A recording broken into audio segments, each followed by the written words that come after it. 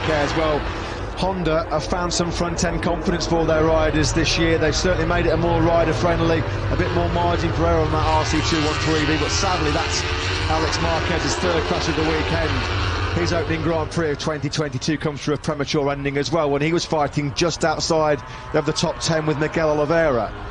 Cast your minds back to pre-season testing when we were using Japan test earlier this year. We thought, and with good reason, that KTM were in a world of trouble. They seemed in all sorts of problems back in pre-season testing, which just underlines what an incredible performance Brad Binder is putting in here to run in second place. He's losing a little bit of ground on this lap to Paul Espargaro, who's been pretty comfortable.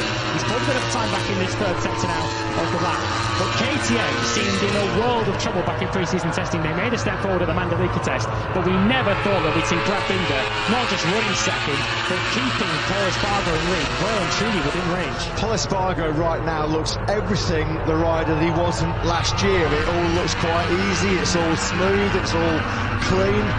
Last year it was like a bucking bronco. I mean, how many times did that motorcycle send him into orbit, send him over the moon? They're already now trying to get the switches on. They switch the mappings to try and maybe preserve a bit more tyre life as we get into the second half of this Grand Prix. Marquez has just fired in his personal best lap of the race, a 1:54.643. That put him about a 10 clear of the three ahead of him. Paul Espargaro, Binder and Enea Bastianini, they all exchanged 54.7s. The yellow flag's out again in sector 1.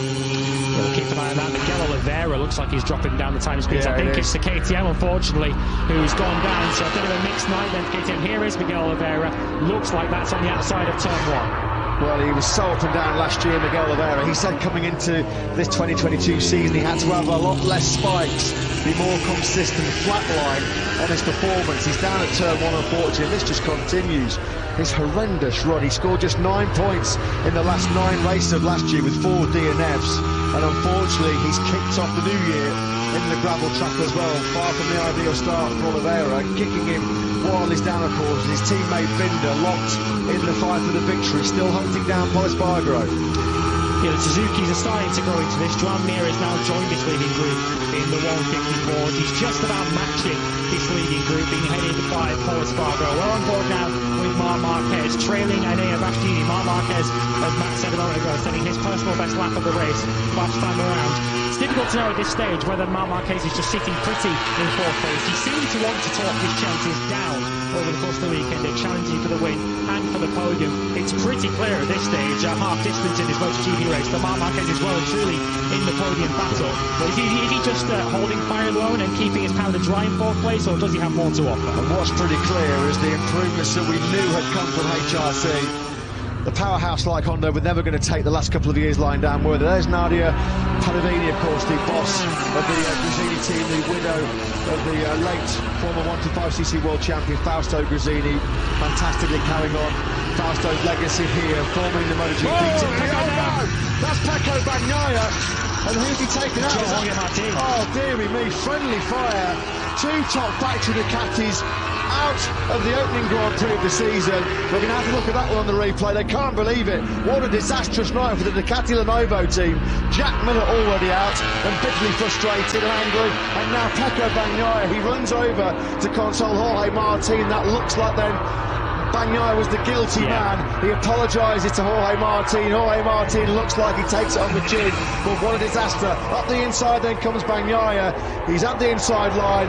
Front end just tucks right from underneath him. Trail break into the first corner on the outside. Poor on Martin, hung out to dry, nowhere to go. He gets clattered. The poleman Martinator out and Pecco Bagnaia out as well.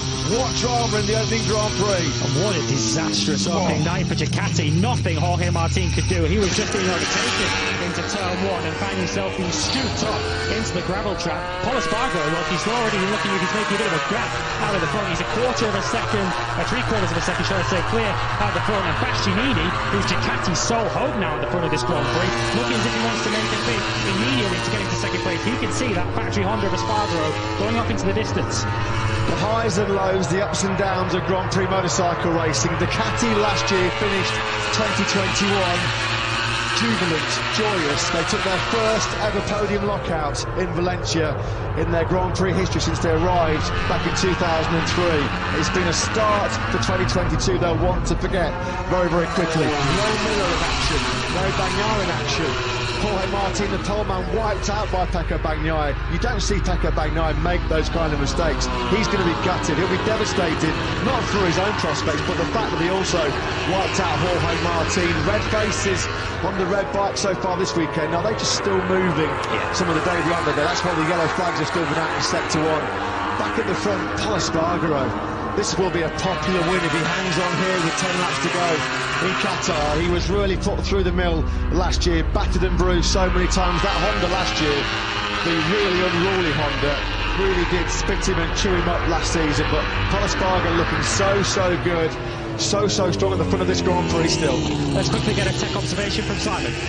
Yes, guys, you know, everybody's been mentioning the last 7 laps, 6 laps, something like that, a sprint to the end, and about tyres, you know.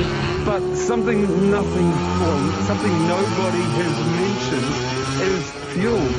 This track, these bikes, the amount of full throttle they use, and the tank size, they can't get the whole way on full power. So the teams have to cut it back at a certain point, and the most popular one last year was give it full power in the beginning until they settle in, to get in your race position. Then switch it down to lower power to do the race till they know they've got enough fuel to turn it back up to full power and fight at the end. Yeah, thanks to that, Simon. You just wonder now whether Bastianini, Marquez and Lace Espargaro are going to find a way through on Fab Binder, because Pol Espargaro at the front of this Grand Prix on this lap alone has taken half a second out of the South African. Pol Espargaro in the group, as he has been right from the get-go in this Grand Prix. Fab Binder just struggling a little bit full grip. We come down the start-finish straight now. There's nothing wrong with the top speed of the KTM. We know that. We saw it in Mugello last year. But Bastianini sweeps on through. Beast mode engaged yet again. He knew he had to make that move. He could see Pol Espargaro just started for the bit of daylight at the front. He runs a little bit wide.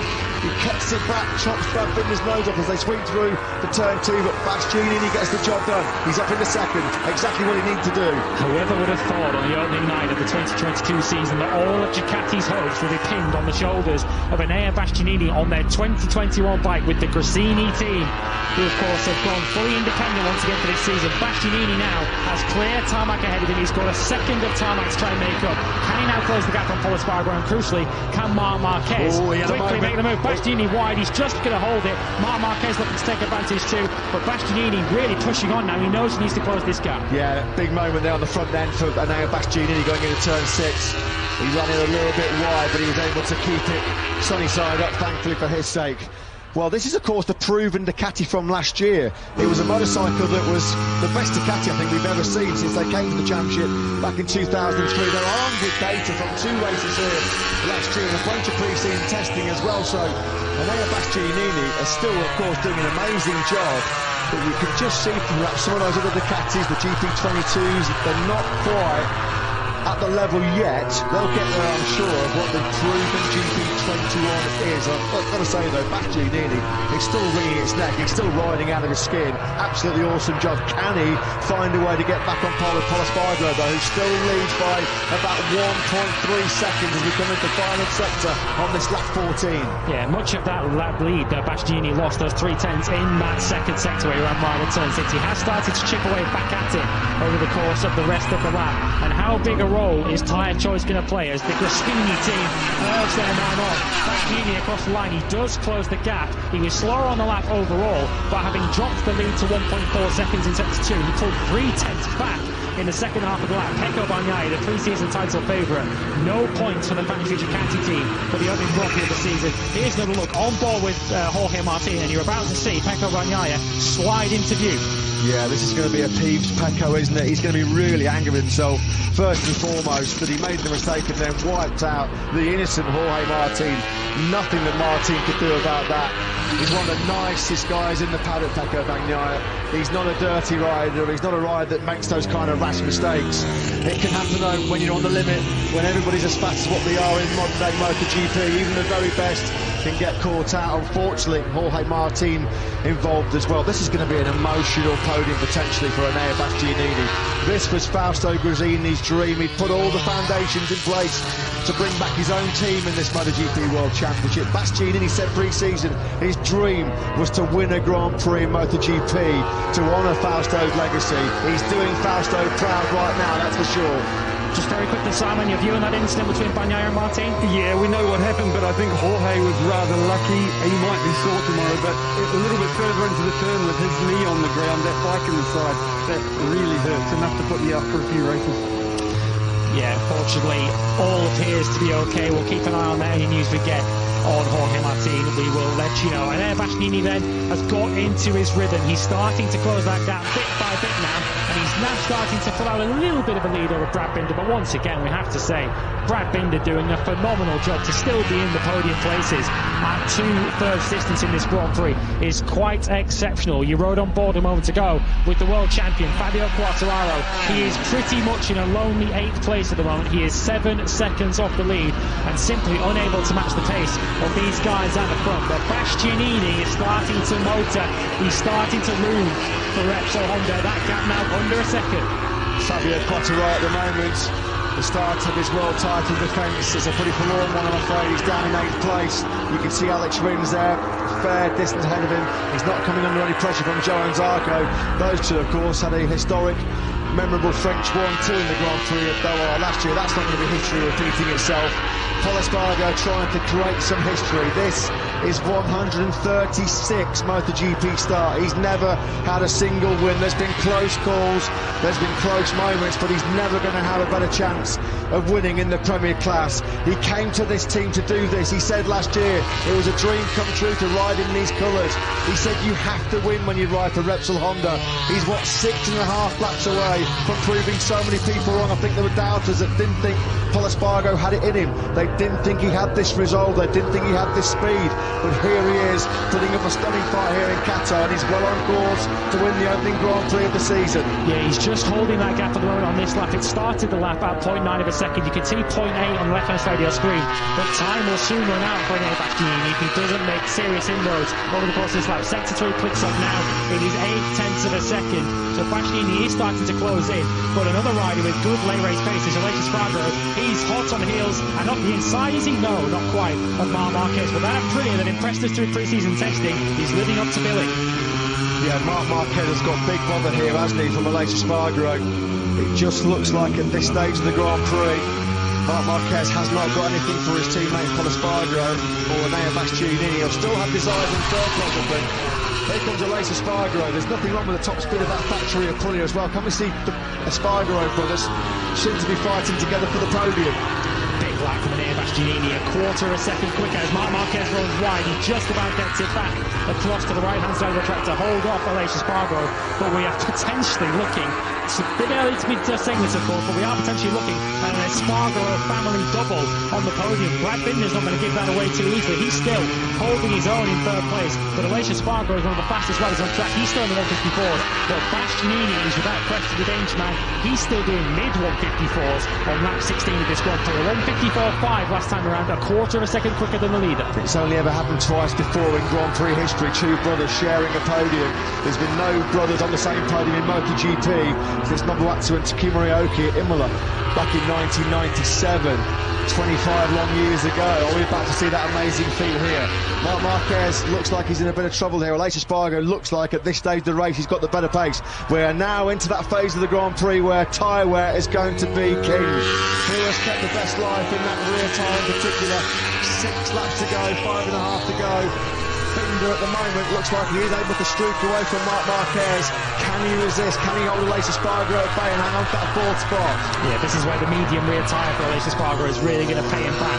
Marc Marquez on the softer option. Aleix Espargaro just appears to have more pace and more grip in these closing stages of the race. Likewise up at the front, of course. Both Repsol Hondas went for the softer option. Here comes Aleix Espargaro up the inside, and he leaves an elbow on Marc Marquez. Marc Marquez did not expect him in the Aprilia to be coming faster in the first Grand Prix of the season. but Aleix Espargaro with some serious pace up into P4. You just knew Marc Marquez was not going to give that one up without a fight, and he didn't. But Aleix Espargaro, it was tight, but he made it through. Now then, look at that gap coming down here. Enea Bastianini, we talked about it so many times last year. He was the master of tyre preservation. How many times did he come from so far back? He's just set the fastest lap of the Grand Prix at 1:54.338. It's very much game on here now in Qatar. Pol Espargaro is quickly being reeled in here by the impressive Italian. A couple laps ago, his advantage is 1.6 seconds. It's now down to just a couple of tenths. Pol Espargaro trying desperately to cling on here to what will be a famous victory. On course, though, for an emotional win will be Enea Bastianini. He's right now on the rear tyre of the Repsol Honda man. How much do you want it, Paul? He's going to be desperately searching for grip in these closing 5 laps of the race. And this is a symbol of just how competitive and just how deep the talent pool is in MotoGP. The first Grand Prix of the 2022 season, and we have 2 riders battling it out for their maiden Grand Prix victory in the class. Yeah, now he's going to try and use a bit of the Ducati power, or will he try and attack before turn 16 and then try and fire away from Pol Espargaro? I wonder what's going through the minds right now of the likes of Pecco Bagnaia and Jack Miller. This is the bike they rode so brilliantly well last year. They're both out of this Grand Prix, and the bike that they gave up last season, not through choice of course, is potentially on course to win the season-opening Grand Prix here in Qatar. They come through the fast right-handers. Pol Espargaro still standing firm. A bit of a twitch there on the front end for Bastianini. It's all about your rear tyre choice now, and it looks like with that medium compound on the rear of that Gresini Ducati, it's better in the hands of Bastianini. Will he attack at turn 15? No, he's not going to take the big risk. It just looks like now it's a matter of time before he hits the front. Bide his time, be patient. He's got the better speed at this stage of the race than Pol Espargaro. He doesn't need to take big risks. He doesn't need to be rash. A little bit of a shake from the nose of that Honda for Pol Espargaro as he came round turn 14. But here is where the expected moves to happen. And here Bastianini then pulls out of slipstream straight past Pol Espargaro. Can Pol Espargaro get back past? Does he have any grip on the brakes to get past? No. Bastianini gets his slot to Pol Espargaro, but he runs wide into turn 1. That's game over for Pol Espargaro. He did that in one of the Grand Prix here last year. The clash has been building. Wow, what's going through the thoughts here now of the Gresini team? And of course, the mistake from Pol Espargaro now means that it's Binder and Marc Marquez back on the podium. Binder's in second. Pol Espargaro's got back on in third. He's just managed to hold up his brother, but yeah, the Binders could soon be battling it out for the final podium position. The Suzuki challenge just hasn't materialised. Mir and Rins running solidly in the low 155s. They are closing in. Mir's closing in on the back of Marc Marquez, so we could see those two battling for fifth position, but this is the battle for the lead, and Enea Bastianini 4 laps away from history. Well, Honda said they found some horsepower in the wing, so they clearly have. That's all though about the drive as well that you get off that third gear final corner. Pol Espargaro was desperately trying to resist. He just got a bit of slipstream behind Enea Bastianini, a bit of dirty air as well. He runs in hard, and that looks like it might be victory hopes over. Still on course for a potential top 3, a great way to start the year, but Enea Bastianini, it's in his hands now. What an emotional win this would be. This team was set up by Fausto Gresini before he tragically lost his life just over 1 year ago to COVID-19. I'm sure Fausto is looking down now and being so proud of what he left behind. His widow down there in pit lane, she can barely watch the action. And Enea Bastianini on course for what would be a truly emotional and remarkable win. What a way to kick off 2022 in MotoGP. Yeah, what an incredible podium we're potentially staring at. 3 laps to go as they come across the line now. Brad Binder has just kept himself in the fight. He's not faded like we thought he might. With those medium tyres, they're really helping him in the closing stages of this Grand Prix. He leads Pol Espargaro over the line by 0.3 of a second and looks pretty comfortable there in second place. Espargaro and Pol may soon be looking over his shoulder with his older brother Aleix Espargaro. Can Aprilia still find their way onto the podium in this season opener? I'll be gobsmacked if there's any fingernails left in that Gresini garage right now, because this is real tense stuff. Big switch again. Look at Pol Espargaro. He's got nothing left in that soft rear tyre. He had a twitch going into turn 4, a twitch coming out of it as well. There is Nadia Padoviani, the Gresini Racing MotoGP team principal. I'm sure the tears are going to be flowing post-race here for Enea Bastianini. Can hang on. He looks so good. He looks so comfortable. What a start Ducati have in the making here as well. This was a guy that only won 5 races in his Moto3 career. He went on to win the Moto2 World Championship, and a new star is being born and created right here now. What a night as well for Red Bull KTM Factory Racing, with Brad Binder on course to take a podium. A dream start for new team manager Francesco Guidotti. Absolutely. This was a circuit that historically has never suited KTM. As mentioned, they've never been in the top 6 here in the MotoGP race. But Brad Binder, a cracking qualifying lap yesterday to put himself on the 3rd row of the grid. A brilliant start to get himself away with that leading group, and he has stuck around throughout the course of this Grand Prix. Paul Espargaro just scrabbling for grip, unable to really make a challenge. But this is the rider that they're all trying to catch, and Enea Bastianini continuing to lap pretty solidly in the 155s. Brad Binder was actually quicker than the leader on that last lap, but not enough at the moment to close in that lead, 1.3 seconds. Yeah, Paul Espargaro attacked, didn't he, on that soft rear tyre, trying to make the gap and then hoping he could manage it towards the latter stages of the Grand Prix. It hasn't quite worked out, although at the moment he's hanging on to the podium. He's coming under pressure though from his older brother Paul Espargaro. There's a bit of bragging rights at stake here, as well as 16 points. Brad Binder looks secure in second. This man looks really good. Bastianini 1.2 seconds clear. The race-winning challenge, the podium challenge we thought was going to come from Mir and Rins, it hasn't materialised at all. Likewise, Fabio Quartararo at the moment in 8th place, and he's coming under attack from Johan Zarco behind him. In fact, Zarco on the parent Ducati has just set a personal best step of the race, a 1:54.6. That was 8/10 faster than Fabio Quartararo. So Quartararo actually might lose that 8th spot and drop back down to 9. Absolutely, a chasing in opening night for the reigning world champion. One of the battles I think we will be seeing on this final lap is between the two Espargaro brothers. Here they are, Paul Espargaro running in 3rd position, but Aleix Espargaro is one of the few riders in these closing stages able to still lap in the 154s. Paul Espargaro has just got nothing left in that soft rear tyre. We just saw him there coming out of turn 6 on the gas. It was like a bucking bronco, bouncing and pumping. He's just now hanging on for dear life, trying to hope that soft rear tyre hangs in there, and he hopes behind him. The tears are already flowing. We can't underestimate just what a special moment this will be in the history of the MotoGP World Championship. Fausto Gresini was one of the most long-serving and loyal members of this MotoGP World Championship. He had teams in Moto3, teams in Moto2, teams in MotoGP. He loved and lived for racing. And there is his wife, Nadia, looking on, and she is about to see Enea Bastianini, a man who of course was given his big break in World Championship racing by Fausto Gresini, a man who he had faith in, a man who he believed in, and now that faith and belief is being repaid big time. We're going to choke up here in the commentary box as well here, aren't we, because Enea Bastianini has just over 5.3 kilometres to go between himself and the most emotional of Grand Prix victories here in Qatar. Yeah, Brad Binder, to his credit, isn't giving up on this just yet. He was a 10th quicker once again on that penultimate lap, but it will only take a mistake now for Enea Bastianini to lose this one. Brad Binder, though, 2nd place incoming for the first Grand Prix of the season for the Factory KTM team. What a start for Francesco Guidotti, and that new Honda that we've talked about all winter looks like it might just hang on to a podium. Paul Espargaro's got 0.4 of a second in his pocket over his older brother Aleix, and Marc Marquez still holding firm ahead of Joan Mir. Mir doesn't appear to have enough to close in for 5th position. You can see there the team views on the left-hand side of your picture. Enea Bastianini now coming through this 2nd sector.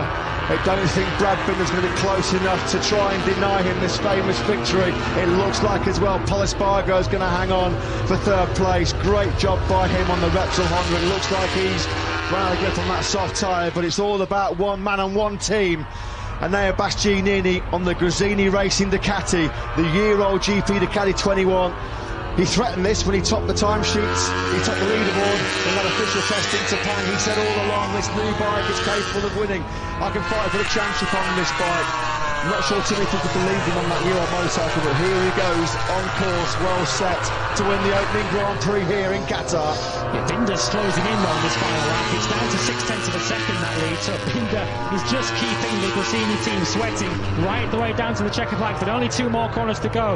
Enea Bastianini just needs to keep it smooth through turn 15 and only turn 16 to go for a hugely emotional victory and a historic occasion for the beast. Wow. Binder's closing. Binder is closing, and Enea Bastianini's got to be careful here. They come out of the final corner. and Nea Bastianini surely on course for a famous victory. The beast reigns supreme in the Middle East. What an emotional victory for Nea Bastianini and the Gresini Ducati team. Emotional scenes now begun in that garage. Congratulations to Brad Binder, he takes second for KTM. Paul Espargaro does indeed hang on for third.